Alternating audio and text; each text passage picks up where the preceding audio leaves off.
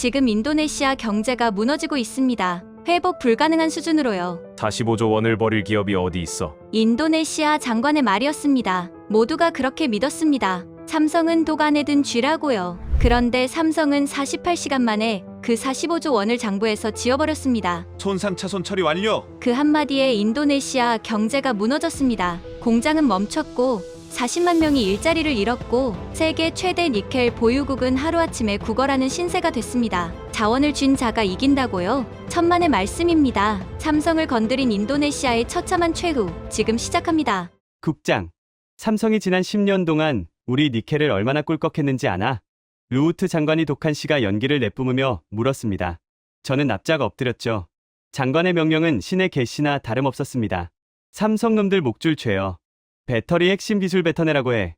안 그러면 니켈 밸브 잠가버려. 저는 머릿속으로 계산기를 두드렸습니다. 45조 원짜리 설비와 공장이 수라바야 땅에 박혀 있는데 놈들이 어딜 가겠습니까? 숫자는 삼성은 독 안에 든 쥐라고 말하고 있었죠. 그런데 지금 저는 자카르타 치피낭 구치소 그 서늘한 독방에 앉아 있습니다. 최창살 너머로 하염없이 비가 쏟아집니다. 사흘 뒤면 검찰의 최종 심판이 내려집니다. 제 이름은 아르만 위자야. 인도네시아 에너지광물자원부의 전략기획국장. 그게 제 타이틀이었습니다. 25년을 버텨온 자리였죠. 자원 외교판에서 저를 모르면 간첩이었습니다. 글로벌 광산 기업들을 상대로 치른 협상 전쟁만 200건이 넘으니까요. 하지만 지금 제 세상은 이 4평짜리 콘크리트 상가뿐입니다. 공든 탑이 무너지는 데는 고작 60일이면 충분했습니다. 녹슨 철제 침대, 차가운 변기, 손바닥만 한 창문으로 보이는 건 잿빛 하늘이 전부입니다. 처음엔 분노가 치밀었습니다. 왜 하필 나인가? 장관이 시킨 판이었습니다. 저는 그저 장기판의 말이었을 뿐인데 하지만 독방의 침묵 속에서 깨달았습니다. 주머니 속 낡고 구겨진 명함 한 장을 꺼내봅니다. 박태현, 삼성 SDI 인도네시아 법인 대외협력실장. 명함 뒷면엔 그가 남긴 친필이 선명합니다. 자원은 무기가 아닙니다. 신뢰의 징표입니다. 처음 이 문구를 봤을 때 저는 코웃음을 쳤습니다. 겁먹은 자의 촌스러운 읍소라고 생각했죠. 45조 원짜리 공장을 이 땅에 박아두고 네가 어딜 가겠어. 그 오만이 저를 눈멀게 했습니다. 이제야 알겠습니다. 그건 비명이 아니라 서늘한 경고였다는 걸. 제게 주어진 마지막 동아줄이었다는 걸. 저는 그걸 제 손으로 끊어버렸습니다. 빗줄기가 거세집니다. 빗소리가 마치 철창을 두드리는 누군가의 주먹질 같습니다. 딱 60일 전으로 시간을 돌릴 수만 있다면, 장관실에서 안 됩니다라고 소리칠 수 있었다면, 데이터가 비명을 지를 때 멈췄어야 했습니다. 하지만 저는 침묵했습니다. 왜냐고요? 두려웠으니까요. 권력을 거스르면 제 왕국이 위태로워지니까요. 25년의 영광이 한순간에 날아갈까봐. 진실보다 제 안위를 택했습니다. 그러니 변명의 여지 없는 공범입니다. 창밖을 다시 봅니다. 비는 그칠 기미가 없습니다. 저 비가 수라바야의 폐허 위에도 내리고 있겠죠. 가동을 멈춘 거대한 공장 위로, 셔터를 내린 식당들 위로, 일자리를 잃고 떠난 40만 명의 텅 빈 흔적 위로. 이제부터 제가 저지른 짓을 고백하려 합니다. 어떻게 이 나라가 무너져 내렸는지, 왜 세계 최대 니켈 보유국이 하루아침에 구걸하는 신세로 전락했는지. 모든 것은 지난 자바 커피 향이 감돌던 그날 장관실에서 시작되었습니다. 그날 장관실은 시가 연기와 자바 커피 향이 뒤엉켜 있었습니다. 에어컨은 늘 22도를 가리켰어요. 마호가니 책상 위엔 니켈 원석으로 만든 문진이 놓여 있었죠. 루우트 장관이 자랑스럽게 여기는 물건이었습니다. 이거 봐. 장관이 서류 뭉치를 제 앞으로 던졌습니다. 삼성이 지난 10년간 우리 니켈 얼마나 퍼갔는지 알아? 저는 황급히 받아들었어요. 숫자들이 빼곡했습니다. 니켈 수입량, 가공량, 수출액. 페이지마다 천문학적인 숫자가 찍혀 있었죠. 연간 80억 달러어치야. 10년이면 800억 달러. 장관이 시가를 재떨이에 비볐습니다. 눈빛이 날카로웠어요. 우리가 뭘 받았어? 일자리? 웃기지 마. 저놈들이 번 돈에 비하면 푼돈이야. 저는 대답하지 못했습니다. 장관의 논리가 틀렸다고 말할 수 없었어요. 아니, 솔직히 말하면 틀리지 않았다고 생각했습니다. 세계 니켈 매장량의 22%가 어디 있는지 알지? 장관이 니켈 문진을 들어 올렸습니다. 여기, 이 땅에, 우리 발 밑에. 문진이 책상 위로 쿵 소리를 내며 내려앉았어요. 전기차 배터리가 뭘로 만들어지는지 알아? 니켈이야. 니켈 없으면 배터리는 껍데기야. 삼성이 뭘로 배터리 만들겠어? 우리 허락 없이. 저는 고개를 끄덕였습니다. 맞는 말이었어요. 전기차 시대가 열리면서 니켈 수요는 폭발하고 있었습니다. 그리고 그 니켈의 대부분이 우리 땅에 묻혀 있었죠. 삼성한테 통보해. 장관이 또 다른 서류를 꺼냈습니다. 요구안이었어요. 저는 펼쳐보았습니다. 배터리 핵심 기술 이전, 로열티 15% 인상, 현지 생산 의무화 확대, 인도네시아인 임원 할당제, 목록이 2페이지나 됐습니다. 이걸 안 받아들이면요. 니켈 밸브 잠가. 장관이 커피잔을 들어 올렸습니다. 수출 금지. 원석 한 톨도 못 나가게 해. 저놈들 공장이 뭘로 돌아가겠어? 심장이 쿵 내려앉았습니다. 이건 협상이 아니었어요. 선전포고였습니다. 하지만 장관 앞에서 그런 말을 할 수는 없었죠. 제가 직접 전달하겠습니다. 장관실을 나오자 복도 공기가 달랐습니다. 숨을 깊이 들이쉬었어요. 손이 미세하게 떨리고 있었죠. 이게 맞는 걸까요? 삼성이 순순히 응할까요? 머릿속이 복잡했습니다. 하지만 한 가지는 확실했어요. 니켈은 우리 거였습니다. 그리고 니켈이 없으면 삼성은 아무것도 아니었죠. 적어도 그때는 그렇게 믿었습니다. 사무실로 돌아와 노트북을 켰습니다. 저는 숫자를 믿는 인간이었어요. 감정이 아니라 데이터로 판단해야 했죠. 삼성 SDI 인도네시아 투자 현황을 열었습니다. 숫자들이 화면을 가득 채웠어요. 수라바야 배터리 공장 15조 원, 니켈 재련소 합작법인 12조 원, 전구체 생산시설 8조 원, 양극재 공장 10조 원, 총액 45조 원. 이 숫자들이 뭘 말하고 있었습니까? 삼성은 절대 떠날 수 없다는 거였어요. 45조 원을 땅에 박아놓고 어떻게 도망갑니까? 경제학에서는 이걸 매몰 비용이라고 부르죠. 이미 투자한 돈은 회수할 수 없습니다. 그러니까 계속 버텨야 해요. 떠나면 45조 원이 증발하니까. 게다가 공급망 의존도가 있었습니다. 삼성 배터리의 니켈 70%가 인도네시아산이었어요. 대안이 없었습니다. 호주? 물량이 부족해요. 필리핀? 품질이 안 돼요. 캐나다? 가격이 2배입니다. 저는 계산기를 내려놓았습니다. 가슴이 좀 놓였어요. 장관님 말씀이 맞았습니다. 숫자로 보니까 이건 삼성이 거절할 수 없는 제안이었어요. 기술을 내놓든 로열티를 더 내든 어차피 둘 중 하나를 선택해야 했죠.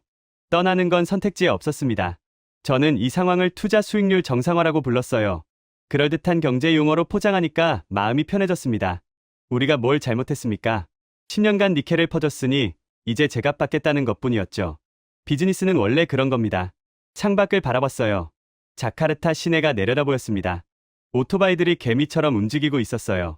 평화로운 풍경이었죠. 저 아래 사람들은 몰랐을 겁니다. 지금 이 건물에서 45조 원짜리 게임이 벌어지고 있다는 걸. 그리고 저는 확신했어요. 이 게임에서 우리가 이긴다고. 니켈을 쥔 자가 이기는 거라고. 그때는 정말 그렇게 믿었습니다. 숫자가 그렇게 말하고 있었으니까요. 다음 날 아침, 저는 수라바야로 향했습니다. 삼성 SDI 인도네시아 공장까지 비행기로 2시간이 걸렸어요. 공단 입구에 들어서자 풍경이 달라졌습니다. 대형 트럭들이 줄지어 들어가고 있었죠. 24시간 불이 꺼지지 않는 거대한 요새. 굴뚝에서 연기가 피어오르고 있었습니다. 대외협력실장 박태현이 저를 맞았어요. 50대 초반. 삼성에서 28년을 일한 사람이었죠. 표정이 없었습니다. 화를 내지도 웃지도 않았어요. 그냥 차갑게 저를 바라보았습니다. 국장님, 무슨 일로 오셨습니까? 저는 서류 봉투를 내밀었습니다. 박 실장이 받아들었어요. 페이지를 넘기는 손이 느렸죠. 한 장 한 장 꼼꼼히 읽었습니다. 저는 그 침묵이 불편했어요. 실장님, 이건 갑질이 아닙니다. 박 실장이 고개를 들었습니다. 눈빛이 묘했어요. 뭐랄까요? 분노도 아니고 슬픔도 아니었습니다. 차라리 연민에 가까웠죠. 그럼 뭡니까? 비즈니스입니다.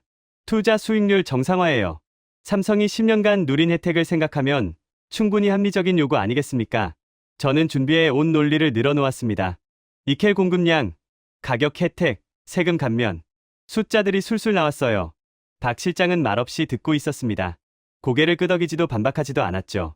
국장님, 박 실장이 서류를 테이블에 내려놓았습니다. 그 계산, 나중에 후회 안 하시겠습니까? 목소리가 너무 차분했어요. 화를 내면 차라리 나았을 겁니다. 고함을 치면 저도 맞서 싸울 수 있었죠. 하지만 박 실장은 그러지 않았습니다. 그냥 물었어요. 마치 이미 답을 알고 있는 사람처럼. 후회요? 무슨 후회를 합니까? 저는 숫자대로 움직이는 겁니다. 숫자요. 박 실장이 창밖을 바라보았습니다. 공장 굴뚝이 보였어요. 국장님, 계산기에는 신뢰라는 변수가 없는 것 같습니다. 무슨 뜻인지 몰랐어요. 신뢰가 뭡니까? 비즈니스에서 신뢰는 숫자로 환산되지 않습니다. 계약서가 있고 법이 있고 이익이 있죠. 그게 전부였어요. 실장님, 일주일 안에 답변 주십시오. 안 그러면 장관님께서 직접 움직이실 겁니다. 저는 자리에서 일어났습니다. 박 실장이 명함 한 장을 건넸어요. 받아들고 보니 뒷면에 뭔가 적혀 있었습니다. 손글씨였죠. 자원은 무기가 아닙니다. 신뢰의 징표입니다. 이게 무슨 뜻입니까? 나중에 아시게 될 겁니다. 박 실장은 더 이상 말하지 않았어요. 열흘이 지났습니다. 삼성에서 아무런 연락이 없었어요. 저는 처음에 당황했습니다. 보통 이런 통보를 하면 반응이 오거든요. 로비스트가 찾아오든 항해 서한이 날아오든 뭔가 움직임이 있어야 했죠. 그런데 아무것도 없었습니다. 전화 한 통 없었어요. 장관은 웃었습니다. 거봐, 쫄은 거야. 45조 원 앞에서 누가 배짱을 부리겠어. 저도 그렇게 생각하려 했습니다. 삼성이 겁먹은 거라고. 시간을 끌면서 협상 카드를 찾고 있는 거라고. 하지만 뭔가 이상했어요. 너무 조용했습니다. 폭풍 전의 고요 같았죠. 그때 푸틀이 안다니 분석관이 제 사무실로 들어왔습니다. 30대 초반의 젊은 직원이었어요. 제 밑에서 3년째 일하고 있었죠. 얼굴이 창백했습니다. 국장님, 이거 보셔야 할 것 같습니다. 푸트리가 태블릿을 내밀었어요. 삼성 SDI의 니켈 선구매 계약 현황이었습니다. 저는 화면을 들여다보았죠. 이상했어요. 다음 분기 계약 갱신이 보류되어 있었습니다. 갱신 보류요? 왜? 모르겠습니다. 그냥 보류라고만 되어 있어요. 심장이 쿵 내려앉았어요. 니켈 선구매 계약은 배터리 생산의 생명줄입니다. 이걸 갱신 안 하면 공장이 멈춰요. 그런데 보류라고요? 더 있습니다. 푸트리가 화면을 넘겼어요. 정보원이 입수한 첩보였습니다. 저는 읽기 시작했죠. 읽을수록 등골이 서늘해졌습니다. 삼성 구매팀이 지난주 시드니 출장을 갔더군요. 그런데 만난 사람들이 이상했어요. 일반 공급업체가 아니었습니다. BHP 그룹, 호주 최대 광산기업이었죠. 왜 삼성이 호주 광산기업을 만납니까? 니켈 공급선 다변화 협의래요. 손에서 태블릿이 미끄러질 뻔했어요. 공급선 다변화요? 우리 니켈 말고 다른 데서 사겠다는 겁니까? 그리고 국장님, 더 이상한 게 있어요. 푸트리가 또 다른 화면을 보여줬습니다. 삼성 SDI 연구개발 예산 내역이었어요. 특정 항목에 형광펜이 그어져 있었죠. LFP 배터리 연구개발비. 전년 대비 300% 증가. LFP가 뭡니까? 리튬 인산철 배터리요. 니켈이 안 들어가는 배터리입니다. 머리가 멍해졌어요. 니켈이 안 들어가는 배터리. 그게 가능합니까? 아직 상용화 전이긴 한데요. 삼성이 개발 속도를 엄청 올리고 있대요. 저는 창밖을 바라보았어요. 자카르타의 하늘이 흐려지고 있었습니다. 푸트리, 이거 장관님께 보고해야겠다. 국장님, 푸트리가 제 눈을 똑바로 바라보았어요. 삼성이 쇼를 하는 게 아닐 수도 있어요. 진짜로 준비하고 있는 것 같습니다. 저는 대답하지 못했어요. 장관 말씀이 맞는 것 같기도 하고 데이터가 맞는 것 같기도 했습니다. 머릿속이 혼란스러웠죠. 주머니 속명함이 자꾸 손에 잡혔습니다. 자원은 무기가 아닙니다. 그 문장이 머릿속을 맴돌았어요. 장관실로 향했습니다. 서류 뭉치를 들고 복도를 걸었어요. 심장이 빠르게 뛰었죠. 장관실 문을 열자 시가 연기가 밀려왔습니다. 뭐야? 무슨 일이야? 저는 태블릿을 테이블에 펼쳤어요. 장관님, 삼성이 움직이고 있습니다.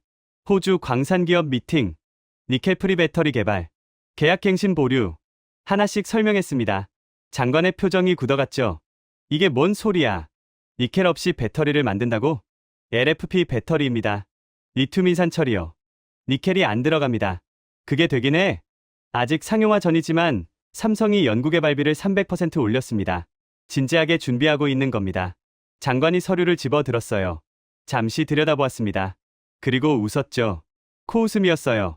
쇼야 쇼. 장관님, 삼성이 우리 겁주려고 쇼하는 거라고. 니켈 프리 배터리. 그거 만들려면 10년은 걸려. 지금 당장 생산할 수 있는 게 아니잖아. 하지만 장관님, 호주랑 협의하고 있는 건 사실입니다. 협의가 뭐, 어때? 협의만 하고 끝나는 거 한두 번이야. 장관이 서류를 테이블에 던졌습니다. 넌 겁이 많아. 45조 원짜리 공장을 버릴 기업이 어디 있어. 저놈들은 우리 손바닥 아니야. 저는 더 말하고 싶었어요. 하지만 장관의 눈빛이 위험했습니다. 더 이상 반박하면 제 자리가 위험해질 것 같았어요. 알겠습니다. 저는 서류를 챙겨 장관실을 나왔습니다. 복도에서 푸트리가 기다리고 있었어요. 어떻게 됐습니까? 쇼래요. 삼성이 쇼하는 거래요. 푸트리의 얼굴이 어두워졌습니다. 국장님은 어떻게 생각하세요? 저는 대답하지 못했어요. 사무실로 돌아와 의자에 앉았습니다. 창밖을 바라봤어요. 저녁 노을이 자카르타 시내를 붉게 물들이고 있었습니다. 아름다운 풍경이었어요. 하지만 저한테는 핏빛으로 보였습니다. 삼성이 정말 쇼를 하는 걸까요? 아니면 진짜로 떠날 준비를 하는 걸까요? 계산기를 꺼냈어요. 45조 원. 그 숫자를 다시 들여다봤습니다. 이 무게를 버릴 기업이 있을까요? 없을 거야. 분명히 없을 거야. 저는 스스로를 설득했습니다. 하지만 가슴 한구석이 찜찜했어요. 사흘이 더 지났습니다. 푸트리가 또 찾아왔어요. 국장님, 새로운 정보입니다. 이번엔 더 심각했습니다. 삼성 법무팀이 싱가포르에 갔더군요. 그런데 만난 사람들이 변호사가 아니었어요. 국제중재 전문 컨설턴트들이었습니다. 국제중재요? 왜? 모르겠어요. 하지만 좋은 신호는 아닌 것 같습니다. 저는 다시 장관실로 갔어요. 장관님, 삼성 법무팀이 국제중재 전문가들을 만났습니다. 장관이 커피잔을 내려놓았어요. 그래서 국제중재는 분쟁 해결 수단입니다. 저희가 니켈 수출을 막으면 삼성이 싱가포르 중재원에 제소할 수 있어요. 제소하면 어때? 몇 년 걸리는데. 장관님, 중재 판정이 나면 저희가 질 수도 있습니다. 국제계약 위반이니까요. 질 리가 없어. 장관이 손을 내저었어요. 니켈은 우리 거야. 우리 땅에서 나온 거라고. 우리 마음대로 할 수 있어. 하지만 투자 협정이 있습니다. 일방적인 수출 금지는. 됐어. 장관이 날카롭게 말했습니다. 넌 겁쟁이야. 저놈들이 쇼하는 건데 왜 이렇게 호들갑이야. 저는 더 이상 말할 수 없었어요. 장관실을 나왔습니다. 복도를 걸으며 생각했죠. 내가 틀린 걸까? 아니면 장관이 틀린 걸까? 데이터는 위험 신호를 보내고 있었습니다.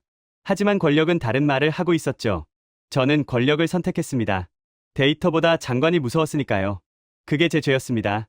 진실을 보고도 눈을 감았어요. 막을 수 있었는데 막지 않았습니다. 보름째 되는 날이었습니다. 아침 9시에 전화가 왔어요.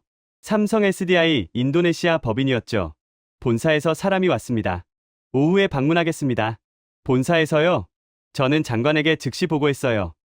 거봐, 결국 오잖아. 꼬리 내리러 오는 거야. 장관이 환하게 웃었습니다. 승리를 확신하는 표정이었죠. 저도 안도했어요. 드디어 협상이 시작되는구나. 삼성도 결국 현실을 인정한 거라고 생각했습니다. 오후 2시, 회의실 문이 열렸습니다. 박태현 실장이 먼저 들어왔어요. 그 뒤로 낯선 남자가 따라왔습니다. 40대 후반, 검은 양복에 네이비타이, 날카로운 인상이었어요. 눈빛이 차가웠습니다. 마치 수술대 위의 환자를 바라보는 외과의사 같았죠. 김도윤입니다. 삼성 SDI 본사 법무담당 상무입니다. 법무담당이요? 협상하러 오면서 왜 법무팀을 데려옵니까? 영업팀이나 전략팀을 데려와야죠. 뭔가 이상했어요. 저는 자리에서 일어나 손을 내밀었습니다. 앉으시죠. 커피 드릴까요?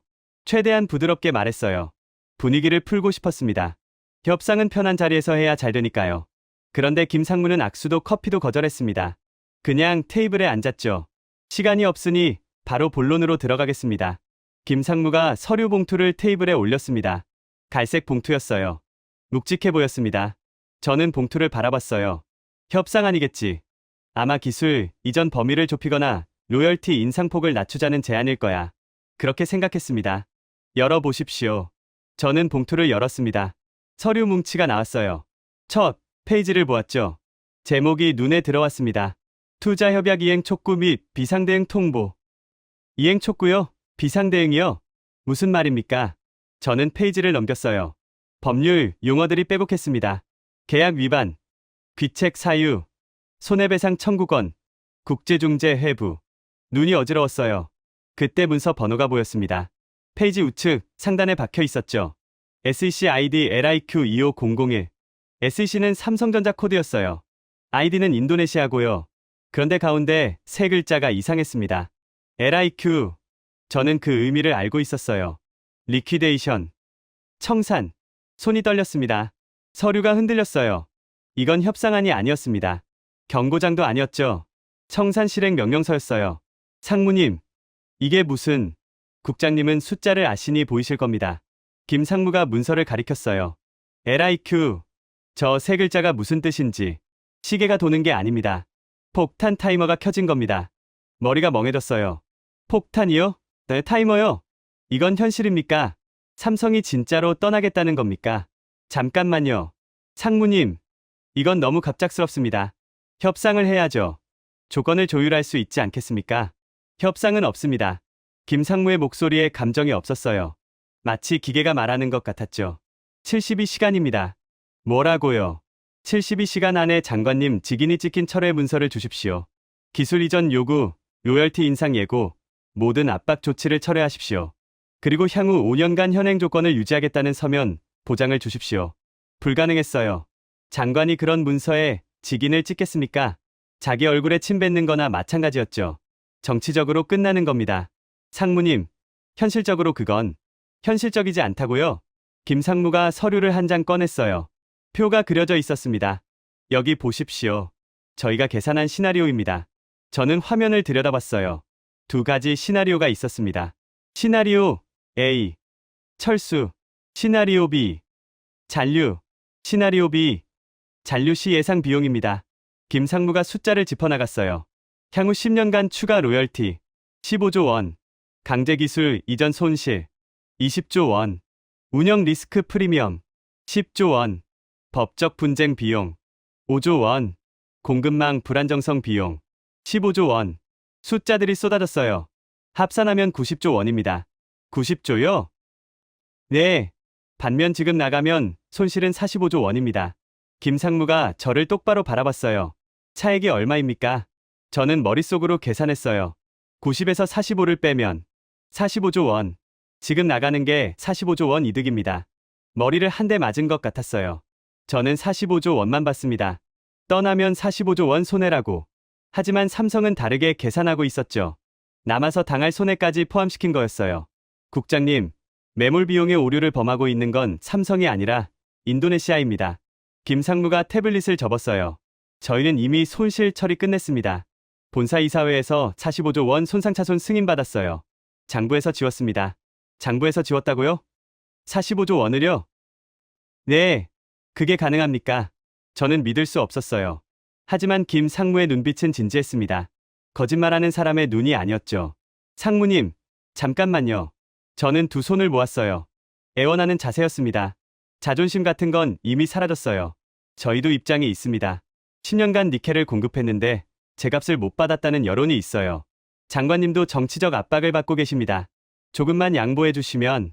국장님, 김상무가 손을 들어 저를 막았어요. 저희가 인도네시아 니켈에 의존하는 비율이 얼마인지 아십니까? 70% 아닙니까? 맞습니다. 70%였습니다. 작년까지는요. 작년까지요? 지금은 50%입니다. 내년이면 30%가 됩니다. 저는 귀를 의심했어요. 어떻게요? 대안이 없잖습니까? 대안은 항상 있습니다. 다만 신뢰가 있을 때는 굳이 찾지 않았을 뿐이죠. 김상무가 또 다른 서류를 꺼냈어요. 호주 BHP와 장기 공급 계약. 이미 체결했습니다.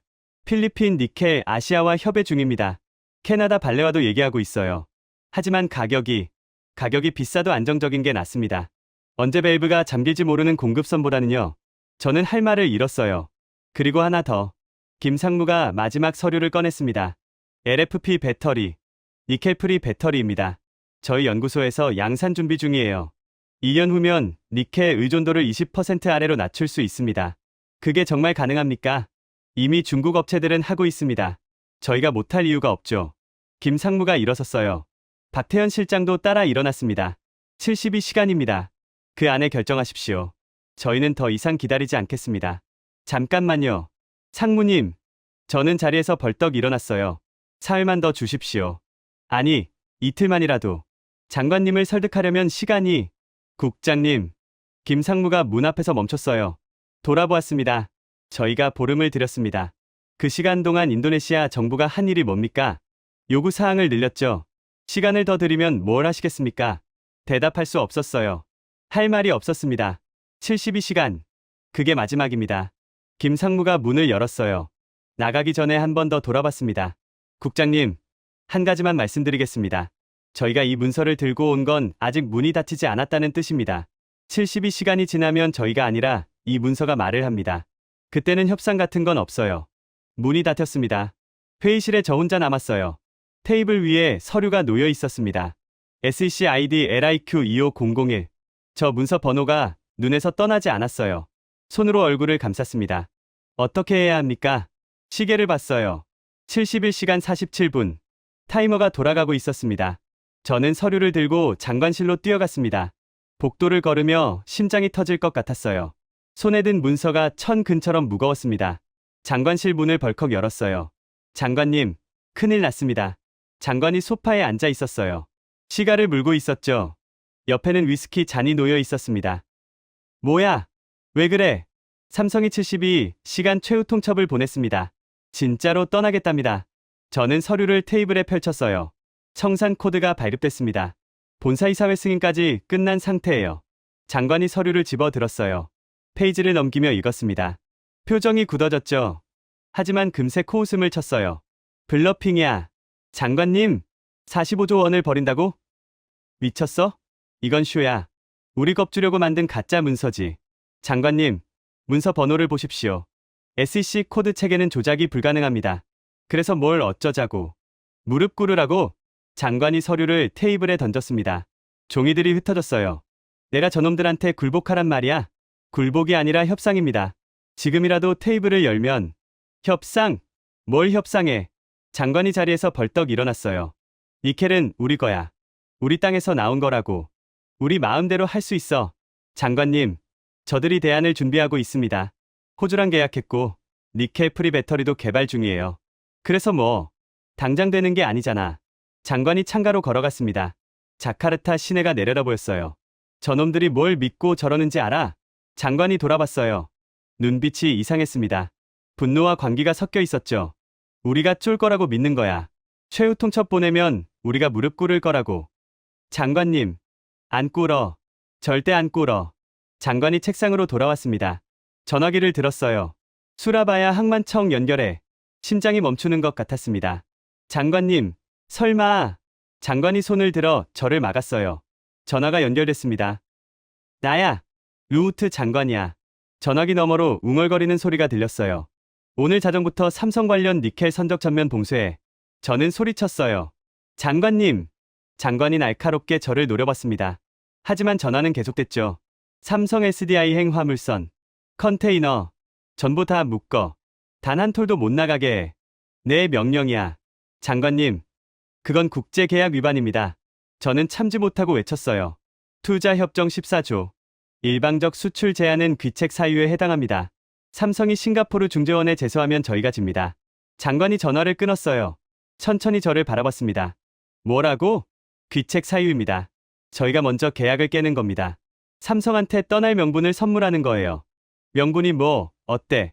장관이 시가를 재떨이에 비볐습니다. 국제소송 걸어보라고 해. 몇 년 걸리는지 알아? 3년이야. 그 사이에 저놈들 공장은 녹이 슬지. 장관님, 삼성은 3년을 기다릴 필요가 없습니다. 청산 코드가 실행되면 72시간 안에 끝나요. 끝나긴 뭐가 끝나. 장관이 위스키를 한 모금 마셨습니다.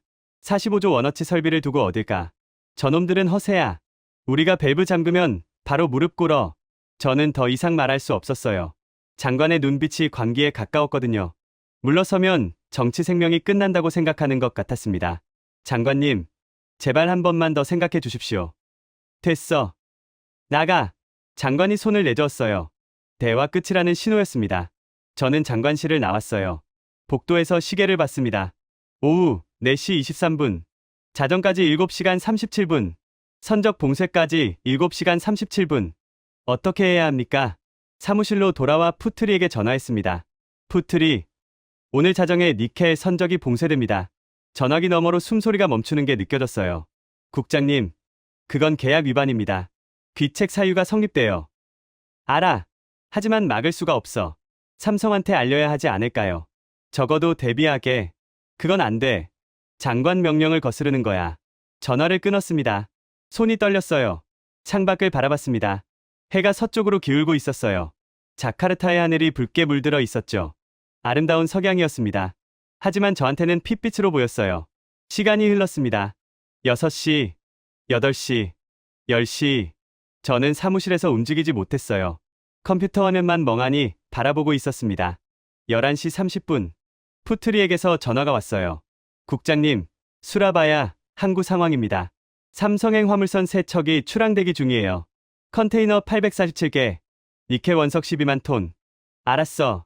11시 45분. 국장님, 항만청에서 봉쇄 준비 완료했대요. 자정에 맞춰 모든 게이트가 닫힙니다. 알았어. 11시 55분. 국장님, 5분 남았습니다. 저는 눈을 감았어요. 막아야 했습니다. 지금이라도 장관에게 전화해서 취소하라고 해야 했어요. 하지만 손이 움직이지 않았습니다. 11시 59분. 심장이 미친 듯이 뛰었어요. 자정. 12시 정가. 푸트리에게서 문자가 왔습니다. 봉쇄 실행됐습니다. 저는 전화기를 들었어요. 현장 상황 어때? 게이트가 닫혔습니다. 화물선 3척 전부 억류됐어요. 컨테이너들이 부두에 멈춰 섰습니다. 삼성 쪽 반응은 그게 이상해요. 뭐가? 조용합니다. 조용하다고요? 선적이 막혔는데 왜 난리가 안 납니까? 공장 원료가 끊기면 수천억 원 손해인데 항해 한 통 없다고요? 국장님, 더 이상한 게 있어요. 뭔데? 삼성 직원들이 항구에 나와 있대요. 뭐? 그런데 항해하는 게 아니에요.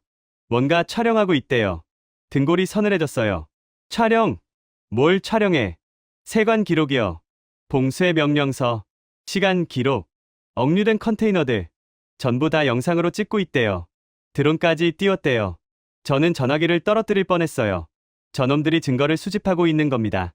우리가 선적을 막았다는 증거, 귀책 사유를 입증할 증거, 국제중재에서 쓸 증거.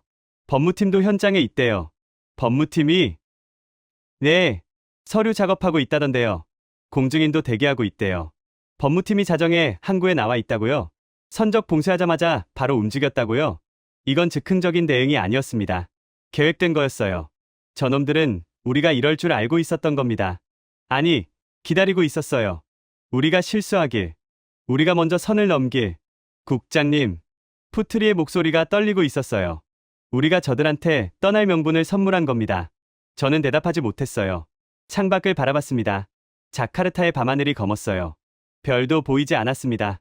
데드라인까지 71시간. 아니, 이제 데드라인은 의미가 없었어요. 우리가 먼저 방아쇠를 당겼으니까요. 함정이었습니다.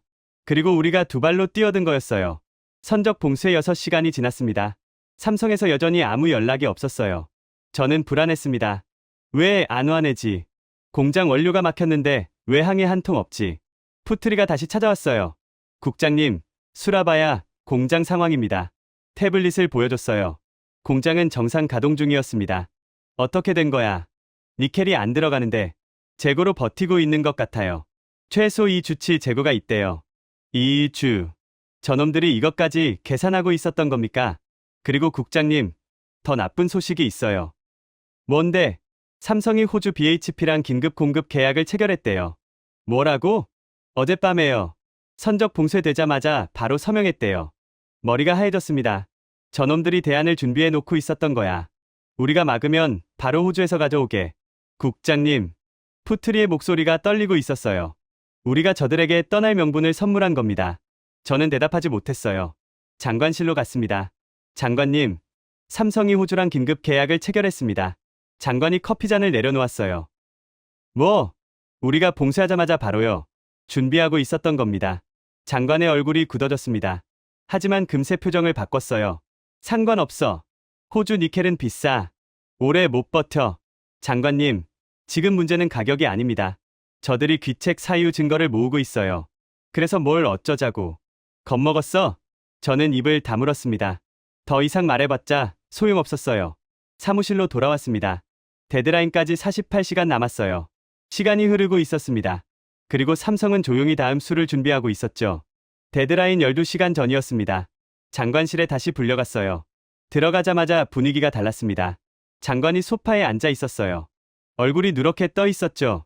밤새 잠을 못 잔 것 같았습니다. 아르만. 장관이 제 이름을 불렀어요. 처음이었습니다. 삼성한테 연락해. 시간을 좀 달라고 해. 저는 귀를 의심했어요. 어제까지 절대 안 물러난다던 사람이 시간을 달라고요. 선적 봉쇄는 실수였다고 해. 행정착오가 있었다고. 담당자 징계하겠다고 하면 되잖아. 장관님, 그게 통할까요? 해봐야 알잖아. 빨리 연락해. 저는 사무실로 돌아와 김도윤 상무에게 전화했습니다. 신호음이 길게 울렸어요. 받지 않았습니다. 다시 걸었죠. 여전히 안 받았어요. 세 번째 시도에서야 연결됐습니다. 상무님, 저 아르만입니다. 선적 봉수에 거는 정말 행정착오였습니다. 시간을 좀. 국장님. 김상무의 목소리가 차가웠어요. 저는 더 이상 결정권이 없습니다. 네. 본사 이사회에서 결정났습니다. 코드 실행이 승인됐어요. 전화가 끊겼습니다. 코드 실행이 승인됐다고요? 저는 장관실로 뛰어갔어요. 장관님, 늦었습니다. 본사에서 승인이 났대요. 장관의 얼굴이 창백해졌습니다. 뭐라고? 청산 코드가 실행됩니다. 장관이 자리에서 벌떡 일어났어요. 막아. 어떻게든 막아. 어떻게요? 경찰 보내. 공장 봉쇄해. 출국 금지시켜. 저는 고개를 저었습니다. 장관님, 핵심 인력은 이미 어젯밤 출국했습니다. 지금 공장에 남은 건 철수 작업팀뿐이에요. 장관이 책상 위에 서류를 쓸어버렸습니다. 종이들이 바닥에 흩어졌어요. 데드라인이 지났습니다. 0시간. 아무 일도 일어나지 않았어요. 적어도 그 순간에는요. 하지만 저는 알고 있었습니다. 어딘가에서 코드가 실행되고 있다는 걸. 돌이킬 수 없는 무언가가 시작됐다는 걸. 3분 후, 푸트리에게서 전화가 왔어요. 국장님, 수라바야, 공장에서 이상한 일이 벌어지고 있습니다. 뭔데? 서버실 램프가 전부 빨간색으로 바뀌었대요. 그리고 생산 라인이 멈췄습니다. 전부 다요. 저는 수라바야로 날아갔습니다. 자카르타 공항에서 첫 비행기를 탔어요. 새벽 5시였죠. 눈을 붙이지 못했습니다. 비행기 창밖으로 해가 떠오르고 있었어요. 인도네시아의 아침이 붉게 물들어 있었습니다. 아름다운 풍경이었어요. 하지만 저한테는 핏빛으로 보였습니다. 2시간 후, 수라바야 공항에 도착했어요. 공항을 빠져나와 택시를 탔습니다. 삼성 SDI 공장으로 가주세요. 운전사가 백미러로 저를 쳐다봤어요. 거기요? 오늘 이상하던데요. 뭐가요? 트럭들이 안 다녀요. 평소엔 새벽부터 줄 서 있거든요. 심장이 쿵 내려앉았습니다. 공단 입구에 도착했어요. 평소와 달랐습니다. 대형 트럭들이 줄지어 들어가던 그 길이 텅 비어 있었어요. 경비실 앞에서 차를 세웠습니다. 경비원이 다가왔어요. 신분증 확인하겠습니다. 저는 공무원증을 보여줬어요. 에너지광물자원부 전략기획국장입니다. 공장 상황 확인하러 왔습니다. 경비원이 무전기로 뭔가 확인했어요. 잠시 후 고개를 끄덕였습니다. 들어가셔도 됩니다. 하지만 서버실은 접근 금지입니다. 저는 차를 몰고 안으로 들어갔어요. 공장 건물이 보였습니다. 거대한 건물들이 햇빛을 받아 반짝이고 있었어요. 겉보기엔 평소와 다를 바 없었습니다. 하지만 뭔가 이상했어요. 차에서 내렸습니다. 그때 느꼈어요. 뭔가 빠져 있다는 걸. 소리였습니다. 평소 이 공장은 기계의 음으로 가득했어요. 위잉거리는 모터 소리, 쿵쿵거리는 프레스 소리, 끊임없이 돌아가는 컨베이어 소리, 철컥철컥 로봇팔이 움직이는 소리. 그 모든 소리가 섞여서 거대한 심장 박동 같았죠. 24시간 365일 멈추지 않는 심장. 그런데 지금은 아무 소리도 없었습니다. 고요했어요. 너무 고요했습니다. 서버실 냉각팬 소리만 멀리서 희미하게 들렸죠. 마치 거대한 생명체가 숨을 거둔 것 같았어요. 생산동 정문으로 걸어갔습니다. 자동문이 열렸어요. 안으로 들어섰습니다. 불은 켜져 있었어요. 전력은 들어오고 있었죠. 형광등이 하얀 빛을 뿜고 있었습니다. 하지만 기계들이 전부 멈춰 있었어요. 수천 평 생산 라인이 눈앞에 펼쳐졌습니다. 로봇팔들이 축 늘어진 채 가만히 서 있었어요. 수백 대였습니다. 줄지어 서 있는 로봇팔들. 마치 영혼이 빠져나간 병사들 같았어요. 전장에서 쓰러진 채 움직이지 않는 한 대에 다가가 봤습니다. 로봇팔 관절 부분에 빨간 불이 깜빡이고 있었어요. 화면에는 에러 메시지가 떠 있었습니다.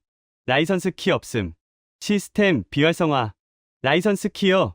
저는 그때서야 이해했어요. 삼성이 뭘 한 건지. 기계를 부순 게 아니었습니다. 기계의 영혼을 빼간 거였어요. 하드웨어는 그대로 있었습니다. 로봇팔도 있고, 컨베이어 벨트도 있고, 프레스 기계도 있었어요. 수조 원짜리 장비들이 멀쩡히 서 있었죠. 하지만 소프트웨어가 사라진 겁니다. 그걸 움직이게 하는 영혼이 빠져나간 거예요. 껍데기만 남은 거였습니다. 옆에 있는 컨베이어 벨트를 봤어요. 벨트 위에 배터리 셀들이 놓여 있었습니다. 반쯤 완성된 상태였죠. 영원히 완성되지 못할 배터리들. 서버실 쪽으로 걸어갔습니다. 복도에서 삼성 직원들이 움직이고 있었어요. 모두 조용했습니다. 아무도 뛰어다니지 않았죠. 당황하는 사람도 없었어요. 마치 훈련받은 대로 움직이는 것 같았습니다. 손에는 태블릿과 USB가 들려 있었어요. 저기요. 제가 한 직원을 불러 세웠습니다. 20대 후반의 젊은 엔지니어였어요. 뭐 하는 겁니까? 매뉴얼대로 진행 중입니다. 무슨 매뉴얼? 비상철수 매뉴얼입니다. 지금 핵심 데이터를 클라우드로 전송하고 있어요. 현지 서버는 포맷 중이고요. 포맷이요? 저는 서버실 창문으로 안을 들여다봤어요. 수십 개의 서버 렉이 줄지어 있었습니다. 초록색이어야 할 램프가 전부 빨간색이었죠. 엔지니어들이 각 서버 앞에서 작업하고 있었어요. 화면에는 포맷율이 표시되어 있었습니다. 37%, 52%, 71%. 숫자가 올라갈 때마다 데이터가 사라지고 있었어요. 공정, 노하우, 품질 관리 시스템, 제어 알고리즘, 10년간 축적된 기술이 증발하고 있었습니다.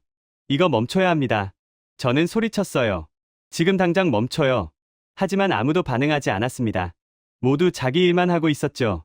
제가 투명인간이라도 된 것처럼. 듣고 있어요? 이건 국가 자산 파괴입니다. 그때 뒤에서 목소리가 들렸어요. 국장님, 여긴 국가 자산이 아닙니다. 돌아봤습니다. 박태현 실장이 서 있었어요. 검은 양복을 입고 있었습니다. 여전히 표정이 없었죠. 삼성이 투자한 설비입니다. 소유권은 저희한테 있어요. 그리고 지금 저희는 계약에 명시된 권리를 행사하고 있는 겁니다. 이건 파괴 행위입니다. 파괴가 아닙니다. 회수예요. 박 실장이 태블릿을 보여줬어요. 화면에 문서가 떠 있었습니다. 투자 협약서의 특정 조항이 확대되어 있었죠. 제14조 3항. 낭독하겠습니다. 박 실장이 읽기 시작했어요. 차분한 목소리였습니다. 귀책 사유 발생 시 투자자는 사전 통보 없이 모든 기술 자산 및 데이터를 즉시 회수할 수 있다. 현지 설비의 운영권은 투자자에게 귀속되며 필요시 원격 비활성화를 포함한 모든 보호 조치를 취할 수 있다. 원격 비활성화. 저는 그 단어에 소름이 돋았어요. 어젯밤 니켈 선적 봉쇄로 귀책 사유가 성립됐습니다. 저희는 법적으로 아무 문제 없어요. 맞는 말이었습니다. 우리가 먼저 계약을 깼으니까요. 박 실장이 창가로 걸어갔어요. 멈춰있는 로봇 팔들을 바라봤습니다. 국장님. 예. 배터리를 부수는 건 하수나 하는 짓입니다. 뭐라고요? 박 실장이 돌아봤어요. 고수는 배터리의 영혼만 빼갑니다. 영혼. 그 단어가 가슴에 박혔습니다. 공정, 노하우, 품질 관리 시스템, 제어 알고리즘, 셀 밸런싱 기술, 열 관리 소프트웨어. 전부 클라우드로 전송했습니다. 박 실장이 생산 라인을 가리켰어요. 저기 보이는 거. 로봇팔, 컨베이어, 프레스. 다 합치면 얼마짜리인지 아십니까? 모르겠습니다. 45조 원입니다. 하지만 지금은 고철이에요. 고철. 45조 원짜리 고철. 영혼 없는 기계는 쓸모가 없습니다. 저 로봇팔 한 대 가격이 얼마인지 아세요? 3억 원입니다. 하지만 라이선스 키 없으면 3만 원짜리 고철이에요. 저는 아무 말도 할 수 없었어요. 서버실 화면을 다시 봤습니다. 89%, 94%, 97%. 국장님. 박 실장이 다가왔어요. 주머니에서 뭔가를 꺼냈습니다. 명함이었어요. 제가 처음 왔을 때 받았던 그 명함. 뒷면에 뭐라고 썼는지 기억하십니까? 자원은 무기가 아닙니다. 신뢰의 징표입니다. 박 실장이 고개를 끄덕였어요. 국장님은 무기로 쓰셨습니다. 니켈을 무기로 삼아 저희를 굴복시키려 했죠. 그건 장관이 누가 지시했든 상관없습니다. 결과는 같아요. 신뢰가 깨졌습니다. 100%. 포맷이 완료됐습니다. 서버실 램프가 전부 꺼졌어요. 그리고 다시 켜졌습니다. 초록색으로. 하지만 그 안에는 아무것도 없었죠. 텅 빈 서버, 텅 빈 기계, 텅 빈 45조 원. 박 실장이 돌아섰어요. 멈춰있는 로봇팔들 사이로 걸어갔습니다. 몇 걸음 가다가 멈췄어요. 국장님. 예, 저희도 원하지 않았습니다. 10년간 함께 일해온 파트너를 이렇게 떠나고 싶은 기업이 어디 있겠습니까? 박 실장이 돌아봤어요. 처음으로 감정이 보였습니다. 분노가 아니었어요. 슬픔이었습니다. 하지만 신뢰가 무너지면 파트너십도 끝입니다. 국장님이 그렇게 만드셨어요. 박 실장이 사라졌습니다. 저는 텅 빈 생산동 한가운데 서 있었어요. 해가 지고 있었습니다. 공장 창문으로 석양빛이 들어왔어요. 멈춰있는 로봇팔들 위로 붉은 빛이 내려앉았습니다. 수백 대의 로봇팔이 석양을 받아 반짝이고 있었어요. 아름다운 풍경이었습니다. 하지만 저한테는 묘비처럼 보였어요. 45조 원의 묘비. 인도네시아의 자만심이 묻힌 무덤. 주머니에서 명함을 꺼냈습니다. 구겨지고 낡았어요. 뒷면의 글씨를 읽었습니다. 자원은 무기가 아닙니다. 신뢰의 징표입니다. 이제야 그 의미를 완전히 이해했어요. 너무 늦었지만요. 다음 날 아침이었습니다. 저는 사무실 소파에서 눈을 떴어요. 어젯밤 집에 가지 못했습니다. 수라바야에서 돌아온 게 새벽 2시였거든요. 그냥 사무실에서 쓰러지듯 잠들었죠. 온몸이 무거웠어요. 휴대폰을 봤습니다. 부재중 전화가 47통이었어요. 장관실, 국회, 언론사. 저는 전부 무시했습니다. 무슨 말을 해야 할지 몰랐거든요. TV를 켰어요. 국내 뉴스 채널이 나왔습니다. 속보 자막이 흐르고 있었어요. 삼성 SDI 인도네시아 공장 가동 중단. 45조 원 설비 멈춰. 채널을 돌렸습니다. 국제뉴스였어요. 또 다른 속보가 떠 있었습니다. 인도 정부 긴급 기자회견 예고. 삼성 관련 중대 발표. 인도요? 왜 인도가 나옵니까? 화면이 바뀌었어요. 뉴델리 프레스 센터가 나왔습니다. 거대한 홀이었어요. 수백 명의 기자들이 모여 있었죠. 카메라 플래시가 쉴 새 없이 터지고 있었습니다. 단상 뒤에는 거대한 현수막이 걸려 있었어요. 영어와 힌디어가 나란히 적혀 있었죠. 메이크 인 인디아. 삼성과 함께 한 남자가 단상에 올랐습니다. 40대 후반. 세련된 양복을 입고 있었어요. 자막이 떴습니다. 나지브 샤르마. 인도 전자산업부 차관. 오늘 역사적인 발표를 하게 되어 기쁩니다. 나지브 차관이 마이크 앞에 섰어요. 목소리가 자신감에 차 있었습니다. 인도 의회는 어젯밤 삼성 특별구역법을 통과시켰습니다. 기자들 사이에서 웅성거림이 퍼졌어요. 특별구역법이요? 어젯밤이요? 저는 화면을 뚫어지게 바라봤습니다. 나지브 차관이 두꺼운 법전을 들어 올렸어요. 빨간 표지였습니다. 금색 글씨가 새겨져 있었죠. 이 법은 삼성의 인도 투자를 보호하기 위해 제정됐습니다. 핵심 내용을 말씀드리겠습니다. 차관이 법전을 펼쳤어요. 읽기 시작했습니다. 첫째, 차관이 카메라를 똑바로 바라봤어요. 삼성 특별구역 내의 모든 투자 자산은 인도 정부가 법적으로 보호합니다. 어떤 경우에도 강제 기술 이전을 요구할 수 없습니다. 강제 기술 이전 금지. 저는 가슴이 철렁 내려앉았어요. 우리가 요구한 게 바로 그거였습니다. 배터리 핵심 기술 내놓으라고. 그게 모든 일의 시작이었죠. 둘째, 차관이 페이지를 넘겼어요. 세금 감면 조건은 30년간 고정됩니다. 일방적인 변경은 불가능합니다. 30년이요? 우리는 5년 후에 로열티를 올리겠다고 협박했습니다.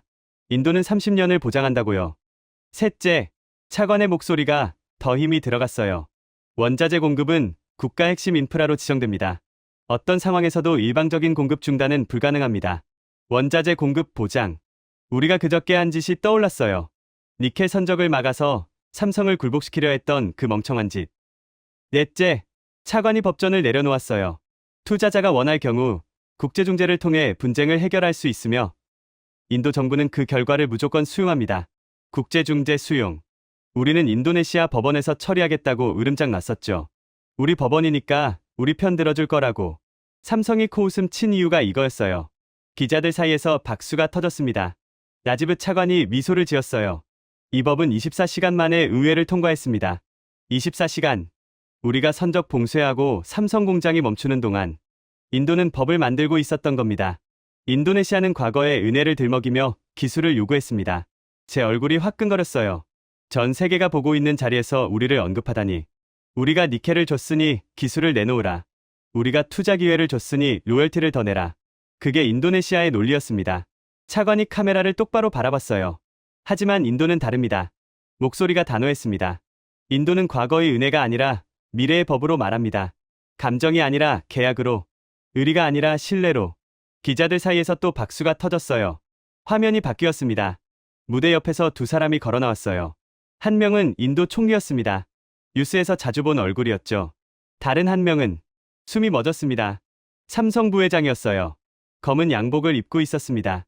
표정이 담담했죠. 두 사람이 단상 중앙에서 만났어요. 악수를 했습니다. 카메라 플래시가 폭풍처럼 터졌어요. 수백 개의 플래시가 동시에 터지는 소리. 마치 폭죽이 터지는 것 같았습니다. 인도 총리가 마이크 앞에 섰어요. 오늘 삼성과 인도 정부는 20조 원 규모의 신규 투자 협약을 체결했습니다. 20조 원이요? 저는 귀를 의심했어요. 그 돈이 우리한테 올 돈이었습니다. 인도네시아가 받을 신규 투자였어요. 삼성이 수라바야 공장 확장에 쓰려던 돈. 이 투자로 인도 최첨단 배터리 공장이 건설됩니다. 3만 개의 일자리가 창출되고 연간 250억 달러의 수출이 예상됩니다. 3만 개의 일자리. 우리가 잃어버린 40만 명 중 일부였어요. 하지만 인도한테는 새로운 시작이었죠. 삼성 부회장이 마이크 앞에 섰습니다. 삼성은 신뢰를 중요하게 생각합니다. 짧은 말이었어요. 인도 정부는 저희에게 확실한 신뢰를 보여줬습니다. 법으로요. 그 한마디에 모든 게 담겨 있었습니다. 인도네시아는 신뢰를 깨뜨렸고, 인도는 신뢰를 법으로 보장했다는 것. 삼성은 인도와 함께 성장하겠습니다. 감사합니다. 기자들이 일어나서 박수를 쳤어요. 기립 박수였습니다. 저는 TV 앞에서 멍하니 앉아 있었어요. 손에 든 리모컨이 떨리고 있었습니다. 화면이 또 바뀌었어요. 이번엔 방콕이었습니다. 태국 산업부 장관이 기자회견을 하고 있었어요. 태국 정부는 삼성 SDI와 15조 원 규모의 투자 협약을 논의 중입니다. 15조 원, 또 15조 원. 태국은 인도네시아의 실수를 반복하지 않을 것입니다. 우리는 파트너를 협박하지 않습니다. 환영합니다. 채널을 돌렸어요. 시드니였습니다. 호주 광업부 장관이 발표하고 있었어요. 호주 BHP 그룹과 삼성 SDI는 10년 장기 니켈 공급 계약을 체결했습니다. 10년 장기 계약. 우리가 1년짜리 계약으로 삼성 목줄을 주려고 했을 때 호주는 10년을 제안한 거였어요. 호주는 안정적인 공급 파트너입니다. 정치적 이유로 밸브를 잠그는 일은 없을 것입니다. 정치적 이유로 밸브를 잠그는 일. 그게 바로 우리가 한 짓이었습니다. TV를 끄지 못했어요. 채널을 돌릴 때마다 같은 뉴스가 나왔습니다. 인도의 환영, 태국의 러브콜, 호주의 계약, 그리고 인도네시아의 몰락. 전 세계가 우리를 비웃고 있었어요. 자원을 무기로 휘두르다 자멸한 나라. 니켈을 가지고 으스대다 니켈을 잃은 나라. 푸트리가 문을 열고 들어왔습니다. 국장님, 주식시장 열렸습니다. 어때? 폭락이에요. 개장 5분 만에 서킷 브레이커 발동됐습니다. 저는 대답하지 못했어요. TV 화면에서는 인도 총리와 삼성 부회장이 악수하는 장면이 반복 재생되고 있었습니다. 두 사람 뒤로 삼성 로고와 인도 국기가 나란히 걸려 있었어요. 저건 우리 자리였습니다. 인도네시아 국기가 걸려 있어야 할 자리. 우리가 스스로 내준 거였어요. 푸트리가 문을 열고 들어왔어요. 국장님, 주식시장 열렸습니다. 어때? 폭락이에요. 개장 5분 만에 서킷 브레이커 발동됐습니다. 저는 컴퓨터로 증권 사이트를 열었어요. 빨간 숫자들이 화면을 가득 채우고 있었습니다. 삼성협력업체 주가가 25% 넘게 떨어졌어요. 인도네시아 대표 지수도 8% 하락했죠. 환율은요, 급등 중입니다. 달러당 루피아 가치가 하루 만에 6% 빠졌어요. 외국인 자금이 빠져나가고 있었습니다. 협력업체들은요, 줄도산이에요. 삼성 납품으로 먹고 살던 회사들인데 갑자기 물량이 없어지니까요. 몇 개나 1800개 업체 중에 60% 이상이 부도 위기래요. 저는 손으로 얼굴을 감쌌어요. 실업자는 삼성 직접 고용만 15만 명이었으니까요. 협력업체까지 합치면 40만 명은 넘을 거래요. 40만 명. 그 사람들의 얼굴이 떠올랐어요. 공장 앞에서 오토바이를 세우던 젊은 노동자들, 작업복을 입고 점심을 먹던 아주머니들, 야근하며 라면을 끓이던 엔지니어들. 그 사람들이 지금 어디 있을까요? TV에서 또 속보가 나왔어요. 태국 정부 삼성 SDI 15조 원 투자 유치 발표. 호주 BHP 삼성과 장기 니켈 공급 계약 체결. 저는 TV를 껐습니다. 더 이상 보고 싶지 않았어요. 니켈이 무기가 아니라 저주가 됐습니다. 버스는 떠났어요. 그리고 그 버스는 다시는 이 정류장에 서지 않을 거였습니다. 삼성 철수 발표 사흘 뒤였습니다. 장관이 긴급 기자회견을 열었어요. 저는 TV로 지켜봤습니다. 루우트 장관이 단상에 올랐죠. 표정이 굳어 있었어요. 하지만 목소리는 단호했습니다. 이번 사태는 에너지광물자원부 일부 실무진의 독단적 행위로 발생했습니다. 심장이 멈추는 것 같았어요. 일부 실무진이요? 저를 말하는 거였습니다. 특히 전략기획국장 아르만 위자야는 장관인 저의 지시 없이 삼성에 과도한 요구를 전달했습니다. 거짓말이었어요. 전부 장관이 시킨 일이었습니다. 기술 이전 요구도, 로열티 인상도, 선적 봉쇄도, 니켈 선적 봉쇄 지시도 아르만 국장의 독단이었습니다. 저는 TV 앞에서 벌떡 일어났어요. 뭐라고? 당신이 시킨 거잖아. 하지만 아무도 듣지 못했습니다. 정부는 아르만 위자야 국장을 직권남용 및 국부 유출 방조 혐의로 검찰에 고발했습니다. 카메라 플래시가 터졌어요. 기자들이 손을 들고 질문을 쏟아냈습니다. 장관은 차분하게 대답했죠. 마치 자신은 피해자인 것처럼. 저는 TV를 껐어요. 손이 떨렸습니다. 분노였을까요? 아니면 체념이었을까요? 둘 다였던 것 같아요. 다음 날 경찰이 왔습니다. 수갑이 채워졌어요. 25년간 다닌 사무실을 뒤로하고 호송차에 올랐죠. 창밖으로 동료들이 보였어요. 아무도 눈을 마주치지 않았습니다. 저는 증거가 없었어요. 장관은 항상 구두로만 지시했거든요. 서류에는 제 이름만 남아 있었습니다. 그렇게 저는 여기 왔어요. 시피난 구치소. 4평짜리 독방. 처음 며칠은 분노로 가득했습니다. 왜 나만 죄인입니까? 장관이 시킨 일이었습니다. 저는 명령에 따랐을 뿐이에요. 하지만 시간이 지나면서 생각이 달라졌습니다. 장관이 시켰다고요? 그래요. 시켰습니다. 하지만 저는 거부할 수 있었어요. 아니라고 말할 수 있었죠. 데이터가 위험 신호를 보낼 때 더 강하게 말릴 수 있었습니다. 저는 그러지 않았어요. 그러니까 저도 공범이었습니다. 왜 막지 않았냐고 물으신다면 솔직히 답하겠습니다. 두려웠습니다. 장관을 거스르면 제 자리가 위험해지니까요. 25년간 쌓아온 경력이 무너지니까요. 진실보다 제 안위가 중요했습니다. 이것이 저의 죄입니다. 명령에 따른 것도 죄지만 눈을 감은 것도 죄입니다. 막을 수 있었는데 막지 않은 것도 죄입니다. 창밖을 바라봤어요. 비가 계속 내리고 있었습니다. 저 비가 수라바야에도 내리고 있겠죠. 가동을 멈춘 거대한 공장 위로, 셔터를 내린 식당들 위로, 일자리를 잃고 떠난 40만 명의 텅 빈 흔적 위로 영암을 다시 들여다봤어요. 자원은 무기가 아닙니다. 신뢰의 징표입니다. 이제는 그 의미를 완전히 이해했습니다. 우리는 니켈을 무기로 삼았어요.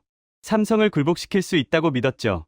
하지만 무기를 휘두르는 순간 신뢰가 깨졌습니다. 신뢰가 깨지니까 파트너는 대안을 찾았어요. 대안을 찾으니까 우리 니켈의 가치도 사라졌죠. 자원이 힘이 아니라 약속이었다는 걸 너무 늦게 알았습니다. 어제 푸트리가 면회를 왔어요. 유일하게 찾아온 사람이었습니다. 다른 동료들은 아무도 오지 않았죠. 저를 아는 척하면 자기들도 위험해지니까요. 푸트리가 유리창 너머로 저를 바라봤어요. 눈이 붉었습니다. 국장님, 수라바야 다녀왔어요. 어땠어? 푸트리가 한참 말을 못했어요. 눈물을 닦았습니다. 유령 도시 같아요. 공장 주변 식당들이 전부 문 닫았어요. 원룸촌도 텅 비었고요. 길거리에 이삿짐 트럭만 가득해요. 저는 눈을 감았어요. 상상이 됐습니다. 대형 트럭들이 줄지어 들어가던 그 길, 24시간 불이 꺼지지 않던 그 공장. 이제는 정막만 남았겠죠. 협력업체들은요, 줄도산이에요. 사장님들이 야반도주했대요. 직원들 월급도 못 주고, 저는 손으로 얼굴을 감쌌어요. 내 잘못이야. 국장님 잘못만은 아니에요. 아니, 내 잘못이야. 나는 알고 있었어. 삼성이 진짜로 떠날 거라는 걸. 데이터가 그렇게 말하고 있었거든. 하지만 장관한테 더 강하게 말하지 못했어. 두려웠으니까. 푸트리가 아무 말도 하지 못했어요. 면회 시간이 끝났습니다. 푸트리가 일어났어요. 문 앞에서 한 번 뒤를 돌아봤습니다. 그리고 사라졌죠. 독방으로 돌아왔습니다. 침대에 앉았어요. 주머니에서 명함을 꺼냈습니다. 구겨지고 낡았어요. 뒷면의 글씨를 다시 읽었죠. 자원은 무기가 아닙니다. 신뢰의 징표입니다. 이제야 그 의미를 완전히 이해했습니다. 우리는 니켈이 무기라고 믿었어요. 니켈을 쥔 자가 이긴다고 생각했죠. 하지만 틀렸습니다. 자원은 무기가 아니었어요. 신뢰의 징표였습니다. 우리가 니켈을 안정적으로 공급하면 삼성은 계속 투자했을 거예요. 서로 이익이 되니까요. 하지만 우리가 니켈을 무기로 삼는 순간 신뢰가 깨졌습니다.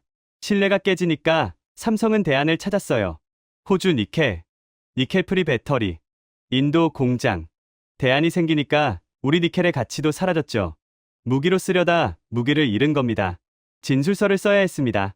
펜을 들었어요. 저 아르만 위자에는 다음과 같이 진술합니다. 제가 보지 못한 게 있었습니다. 신뢰입니다. 계산기에 넣을 수 없는 변수였습니다.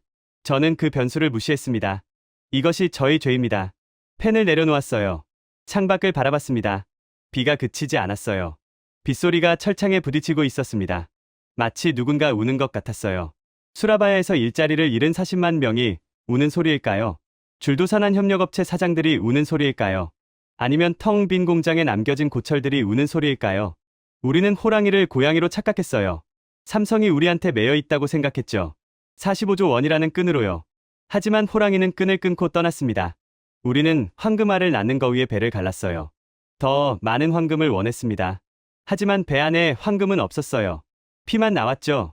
이제 남은 건 피 묻은 손과 텅 빈 둥지뿐입니다. 버스는 떠났어요. 그리고 그 버스는 다시는 이 정류장에 서지 않을 겁니다. 인도가 신뢰라는 티켓을 샀으니까요. 지금까지 인도네시아 전략기획국장 아르만 위자야의 사연 어떠셨나요? 45조 원을 쥐고도 모든 걸 잃은 나라. 니켈을 무기로 삼았다가 신뢰를 잃고 결국 니켈마저 잃었습니다. 자원은 무기가 아니었습니다. 신뢰의 징표였습니다. 신뢰 대 자원. 비즈니스에서 더 중요한 건 뭘까요? 댓글로 한 단어만 남겨주세요. 가슴이 먹먹해지셨다면 구독과 좋아요, 그리고 공유 부탁드립니다.